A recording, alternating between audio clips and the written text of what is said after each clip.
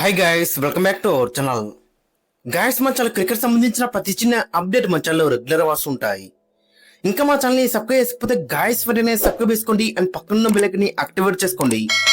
And అదే ఇంకా మా వీడియోని లైక్ చెప్తే గైస్ వెంటనే లైక్ చేసి మనం వీడియోలోకి ఎంటర్. గైస్ తప్పకుండా లైక్ చేయండి. లైక్ చేస్తే మా వీడియో మార్కెట్కి ఫాస్ట్ రీచ్ అవుతుంది. గైస్ వీడియోలోకి ముందు ఒక చిన్న రిక్వెస్ట్ ఏంటంటే ఒక్కసారి ఇచ్చిన క్లిప్ అయితే చూడండి. దాదాపు 90% సబ్స్క్రైబ్ చేసుకోకుండా చూస్తున్నారు. గైస్ మన ఛానల్ క్రికెట్ సంబంధించిన ప్రతి చిన్న అప్డేట్స్ రెగ్యులర్ వస్తుంటాయి కాబట్టి ఖచ్చితంగా సబ్స్క్రైబ్ అయితే చేసుకోండి. IPL 2026లో ఎలిమినేటర్ మ్యాచ్ వచ్చేసి Sunrisers Hyderabad versus Rajasthan royals మధ్య జరగబోతుంది. అయితే ఈ మ్యాచ్ కి మరి SRH తుది జట్టు ఏ విధంగా ఉంది, మరి ఏమైనా మార్పులు చేస్తారా అనేది ఈ వీడియోలో అయితే చూద్దాం. ఓవరాల్ చూసుకుంటే ఈ సీజన్ లో SRH చాలా బెటర్ ఆనించింది.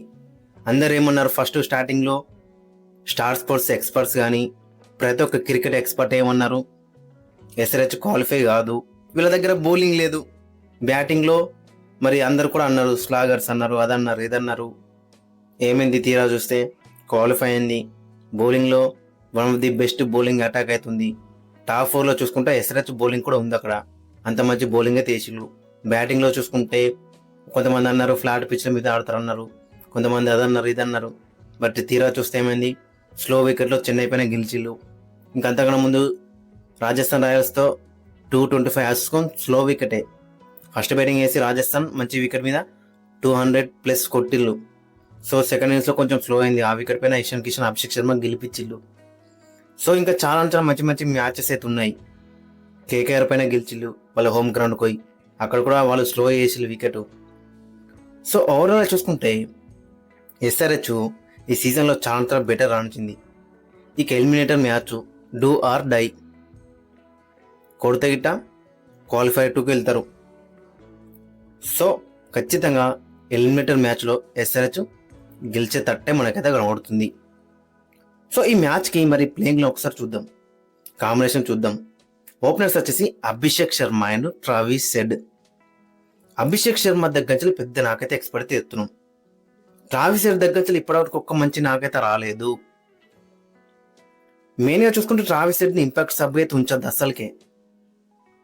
ఇతను ఆఫ్ స్పిన్ కూడా వేస్తాడు, వైభవ్కి జైస్వాల్కి ఆ ఆఫ్ స్పిన్ కూడా వాడచ్చు. బట్ ఓవరాల్ చూసుకుంటే సెకండ్ బ్యాటింగ్ చేస్తే ఇంపాక్ట్ సబ్ ఇతనైతే ఉంచద్దు. ఇక నెంబర్ 3లో చూసుకుంటే ఇషాన్ కిషన్ ఈ సీజన్లో చూసుకుంటే చాలా బెటర్ ఆడుతున్నాడు. 3 మ్యాన్ ఆఫ్ ది మ్యాచ్ అయితే గెలుచుకున్నాడు. చాలా ఇంపార్టెంట్, 3 మ్యాన్ ఆఫ్ ది మ్యాచ్లు గెలుచుకున్నాడు. లాస్ట్ మ్యాచ్ కూడా మ్యాన్ ఆఫ్ ది మ్యాచ్ గెలుచుకున్నాడు. అంతకొంది మ్యాచ్లో కూడా మ్యాన్ ఆఫ్ ది మ్యాచ్ గెలుచుకున్నాడు. సో ఇషాన్ కిషన్ దగ్గర నుంచి కూడా పెద్ద నాకైతే ఎక్స్పర్ట్ ఎత్తున్నాం. అంటే ఇషాన్ కిషన్ సిచ్యువేషన్ తగ్గట్టు ఆడుతున్నాడు అని చెప్పుకోవచ్చు. స్లో వికెట్ అయితే ఆ గేమ్ని అడాప్ట్ చేస్తున్నాడు, కొంచెం ఫాస్ట్ వికెట్ అయితే ఆ మంచి స్ట్రైక్ రేట్తో ఆడుతున్నాడు. సో కాబట్టి ఇషాన్ కిషన్ చాలా కీగా మారనున్నాడు. ఇక తర్వాత నెంబర్ 4 వచ్చేసి హెన్రిచ్ క్లాసన్. ఈ సీజన్లో హెన్రిచ్ క్లాసన్ చాలా బెటర్ ఆడించిండు. ప్రతి ఇన్నింగ్స్లో కూడా ఐ థింక్ డబుల్ డిజిట్ స్కోరే చేసిండు. అండ్ ఒక బ్రిడ్జ్ లాగా ఉన్నాడు మొత్తం SRHకి బ్యాటింగ్ లైనప్కి. సో ఈ మ్యాచ్లో కూడా ఇతని దగ్గర నుంచి మరొక 50 అయితే ఎక్స్పెక్ట్ చేస్తున్నాం. నెంబర్ 5 అక్కడ మనం చూసుకుంటే నితీష్ కుమార్ రెడ్డి ఈ సీజన్లో చూసుకుంటే with the bat and with the ball రెండు డిపార్ట్మెంట్లో కూడా ఈక్వల్ కాంట్రిబ్యూట్ అయితే చేస్తున్నాడు. సో ఈ మ్యాచ్లో కూడా నితీష్ కుమార్ రెడ్డి దగ్గర నుంచి బౌలింగ్లో ఒక 2 వికెట్లు అయితే ఎక్స్పెక్ట్ చేస్తున్నాం. అండ్ బ్యాటింగ్లో మంచి ఫినిషింగ్ టచ్ అయితే ఎక్స్పెక్ట్ చేస్తున్నాం. మరి ఏ విధంగా రాస్తున్నారో అది ఇంట్రెస్టింగ్గా ఆడుతుంది. ఇక 6లో సలీల్ అరోరా. ఇతనికి పెద్ద అయితే బ్యాటింగ్లో అవకాశం వస్తలేదు, వచ్చినప్పుడు కూడా చాలా బెటర్ రాణించిండు. ముంబై ఇండియన్స్కి ఎగనిస్ట్ 300 స్ట్రైక్ రేట్తో మంచి మ్యాచ్ అయితే ఫినిష్ చేసిండు.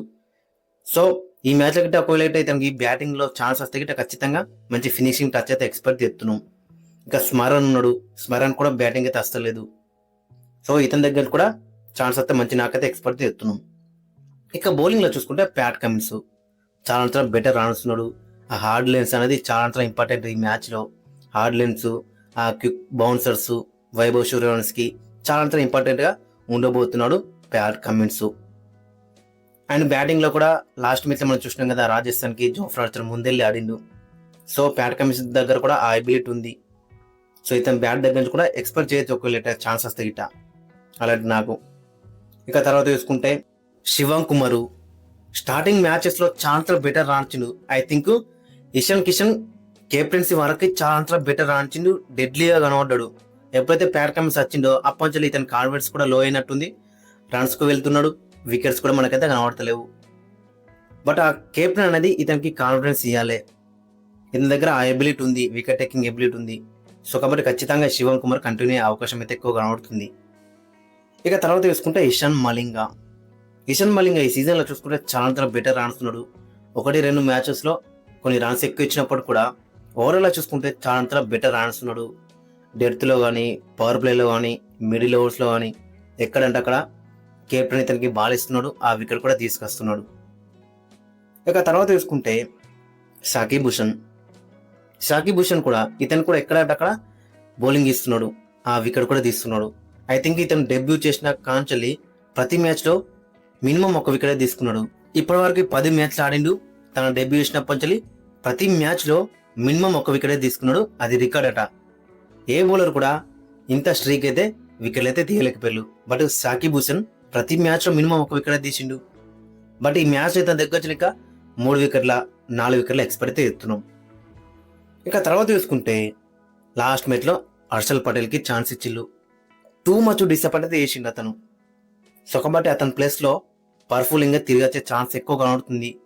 ఎందుకంటే పర్ఫులింగ్కి రాజస్థాన్ రాయల్స్ పైన మంచి రికార్డ్ అవుతుంది. ముల్లన్పూర్ వికెట్ వచ్చేసి ఖచ్చితంగా ఇనిషియల్గా సీమర్లకు హెల్ప్ అవుతుంటుంది, పేసర్లకు హెల్ప్ అవుతుంటుంది. కాబట్టి ఖచ్చితంగా పర్ఫులింగ్ని ఆడిస్తే బెటర్ అయితే ఉంటుంది. లేదు ఒకవేళ బ్లాక్ సైడ్ వికెట్ ఉంటే గిట్ట కొంచెం స్పిన్నర్కి హెల్ప్ ఉన్నట్టు అనిపిస్తే గిట్ట ఖచ్చితంగా హర్ష దుబే కూడా ఆడే ఛాన్స్ అయితే కనబడుతుంది. ఓవరాల్గా చూసుకుంటే ఖచ్చితంగా హర్షల్ పటేల్ ప్లేస్లో పర్ఫులింగ్ ఆడే ఛాన్స్ ఉంది, లేదంటే హర్ష దుబే. ఇక ఫైనల్గా ప్లేయింగ్ అక్కడ మనం చూసుకుంటే అభిషేక్ శర్మ, ట్రావిస్ హెడ్ ఓపెనింగ్లో బరిలోకి దిగుతారు. నెంబర్ 3లో ఇషాన్ కిషన్, నెంబర్ 4లో హెన్రిచ్ క్లాసెన్, 5లో నితీష్ కుమార్ రెడ్డి, 6లో సలీల్ అరోరా, 7లో శివం కుమార్, 8లో హర్ష దుబే, 9లో ప్యాట్ కమిన్స్, 10లో షాకిబ్ భూషణ్, 11లో ఇషాన్ మలింగ. ఇంపాక్ట్ ప్లేయర్గా స్మరణ్ ఆర్ పర్ఫులింగే. ఫస్ట్ బ్యాటింగ్ చేస్తే ఈ 11తో వెళ్తే బెటర్ అయితే ఉంటుంది. ఎందుకంటే అక్కడ మనం మెయిన్గా చూసుకుంటే సలీల్ అరోరాకి అండ్ స్మరణ్కి పెద్ద అయితే బ్యాటింగ్ అవకాశం వస్తలేదు. సో ఫస్ట్ బ్యాటింగ్ చేస్తే ఈ స్ట్రాటజీతో వెళ్తే బెటర్ అయితే ఉంటుంది. సెకండ్ ఇన్నింగ్స్లో ఇంపాక్ట్ ప్లేయర్గా పర్ఫులింగ్ని తీసుకునే ఛాన్స్ ఉంటుంది. లేదు సెకండ్ బ్యాటింగ్ చేస్తే గిట్ట డైరెక్ట్ పర్ఫులింగే ప్లేయింగ్ లెవెల్ అయితే ఉంటాడు. బట్ ఫస్ట్ బ్యాటింగ్ చేస్తే గిట్ట ఖచ్చితంగా స్మరణ్ అండ్ పర్ఫులింగ్ అని ఇద్దరిని కూడా ఇంపాక్ట్ సబ్బా ఉంచితే బెటర్ అయితే ఉంటుంది. ఒకవేళ వికెట్స్ పడతా గిట్ట స్మరణ్ వస్తాడు. లేదు స్మరణ్ రాక బ్యాటింగ్ రాలేదనుకుంటే గిట్ట సెకండ్ ఇన్నింగ్స్లో పర్ఫులింగే వచ్చే ఛాన్స్ అయితే కనబడుతుంది ఇంపాక్ట్ సబ్గా. ఈ స్ట్రాటజీతో వెళ్తే బెటర్ అయితే ఉంటుంది ఒకవేళ ఫస్ట్ బ్యాటింగ్ చేస్తే గిట్ట. గైస్ మరి మీ యొక్క ఒపీనియన్ కింద కామెంట్ సెక్షన్లో మెంచండి. మరి మీరేమనుకున్నారు అండ్ మీ యొక్క ప్లేయింగ్ లైన్ కూడా కింద కామెంట్ సెక్షన్లో అయితే మెంచండి.